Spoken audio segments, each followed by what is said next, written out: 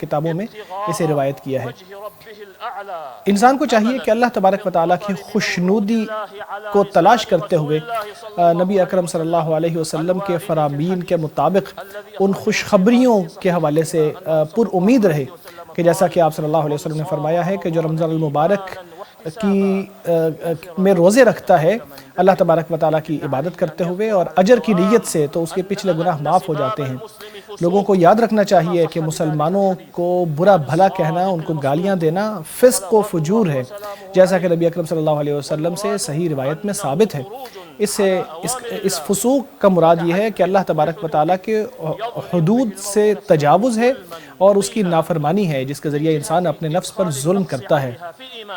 پھر ایمان میں اس کی وجہ سے کمی بھی آتی ہے، کیونکہ اس کی وجہ سے انسان فحاشی کی طرف جاتا ہے، برے الفاظ کی طرف جاتا ہے، اور یہ چیزیں مسلمان کو زیب نہیں دیتی۔ پھر انسان کو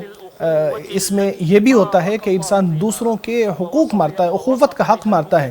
کہ جس کے بارے میں اللہ تبارک و تعالیٰ نے فرمایا کہ مسلمان بھائی بھائی ہیں، اللہ کا فرمان ہے مومن بھائی بھائی ہیں۔ پھر اللہ تبارک و تعالیٰ نے ان لوگوں کو وعید سنائی ہے کہ جو اس اخوت کے اوپر دست درازی کرتے ہیں یا اس کو ختم کرنے کی کوشش کرتے ہیں۔ اس لیے مسلمان کو یہ یاد رکھنا چاہیے کہ زبانوں کا برا ہو جانا اور زبانوں سے روزی کی حالت میں برے الفاظ نکلنا بہت برا ہے، بلکہ وہ دوسرے دنوں کی نسبت زیادہ برا ہے۔ اسی لیے نبی اکرم صلی اللہ علیہ وسلم نے اس حوالے سے خصوصی طور پر توجہ دلاتے ہوئے فرمایا کہ روزہ ڈھال ہے، جب تمہارے روزے کا دن ہو تو نہ کوئی بے حیائی کی بات کرو اور نہ کوئی جھگڑے کی بات کرو۔ اگر کوئی جھگڑا کرے یا لڑائی کرے تو اس سے کہہ دو کہ میں روزے سے ہوں۔ اسے امام بخاری اور مسلم نے روایت کیا ہے۔ روزہ دار مسلمان کو چاہیے کہ وہ اپنے آپ کو یہ بات یاد دلاتا رہے تاکہ اپنے نفس کے شر کے اوپر غالب آ جائے، اور اپنے بھائی کو بھی اس چیز کی یاد دلائے تاکہ